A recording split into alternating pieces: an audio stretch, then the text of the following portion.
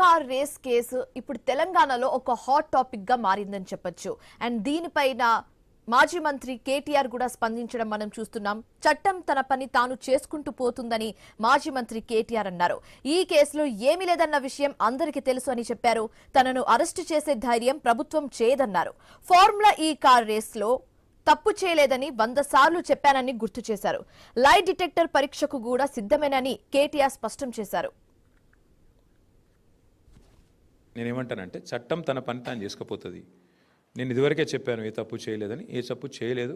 నేను lie detector టెస్ట్కే ready అని ఏం చెప్తాను, అంతకంటే ఊరికి ఎన్నిసార్లు చెప్పిస్తాను అతను అన్నమాట.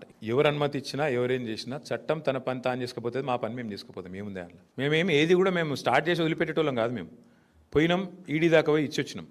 కానీ ఏముంది అలా ఆడ ఈడ కలిసిపోయి ఉన్నారు. మంచిగా జాయింట్ వెంచర్ గవర్నమెంట్ నడుస్తుంది. అరే పొంగులేటి శ్రీనివాసరెడ్డి గారి ఇంటి మీద రైడ్ అయితే ఈడీ 2 రోజులు రైడ్ అవుతుందా? ఈ రోజు వరకు మీరు అడగారు, ఆయన చెప్పాడు, ఈడీ కూడా చెప్పాడు. ఈ దేశం అట్లా నడుస్తుంది. ఏం చేస్తాం? మంచి జాయింట్ వెంచర్, బ్రహ్మాండమైన అక్రమ సంబంధం. బహుశా భారతదేశంలో ఎక్కడ ఉండేది ఇంత దరిద్రమైన రిలేషన్షిప్.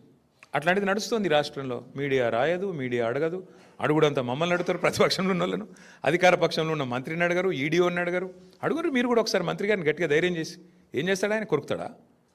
కొడతాడా? బాంబులు వేస్తా అని బెదిరిస్తారు, అంతే కదా.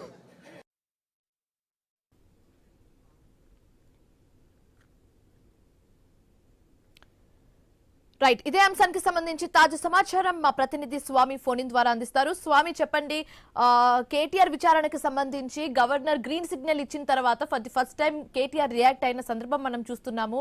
సో దీనికి సంబంధించి పూర్తి డీటెయిల్స్ ఏ విధంగా ఉంది? ఈ రోజు రాష్ట్ర ప్రభుత్వం పారిశ్రామిక భూముల సంబంధించినటువంటి క్రమబద్ధీకరణ విషయంలో ప్రభుత్వం 4 నుంచి 5 లక్షల కోట్ల స్కామ్స్ కు తిరగబడిందని చెప్పేసి ఆరోపించినటువంటి కేటీఆర్ ఆ తర్వాత మీడియాతో చిట్ చాట్ చేశారు. ఈ చిట్ చాట్ లో పలు కీలక అంశాలు కూడా ప్రస్తావించారు.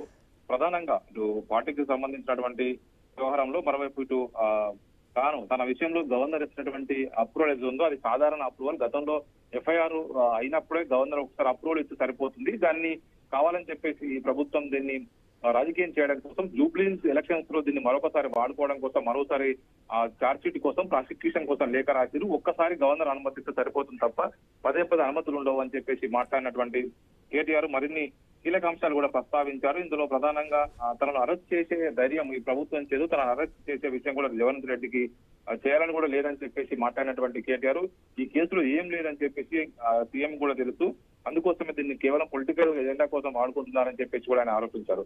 మరోవైపు పార్టీ ఫిరాయించిన ఎమ్మెల్యేల విషయంలో దానం నాగేందర్ తోని రాజీనామా చేయించే యోచనలో ప్రభుత్వం ఉంది. మరోవైపు కడియం సేర్ ని కాపాడడం కోసం ప్రయత్నం చేస్తున్నారని చెప్పేసి అన్నారు.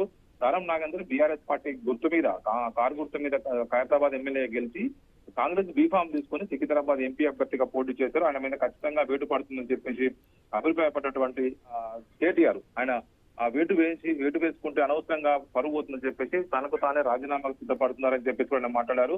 సాంకేతిక సాకులు చూపి కడియం సేర్ ని కాపాడే ప్రయత్నం చేస్తున్నారు. త్వరలోనే ఖైరతాబాద్ బై ఎలక్షన్ వస్తుంది, అది జిహెచ్ఎంసీ ఎన్నికల తర్వాతనే ఈ ఎలక్షన్ కూడా పెట్టే ఆలోచన ప్రభుత్వం ఉన్నట్టు కూడా కేటీఆర్ మాట్లాడారు. మొత్తానికైతే ఈ ఫార్ములా ఈ కేసు విషయంలో మొదటి నుంచి కూడా తాను లై డిటెక్టర్ టెస్ట్ కు సిద్ధంగా ఉన్నాను.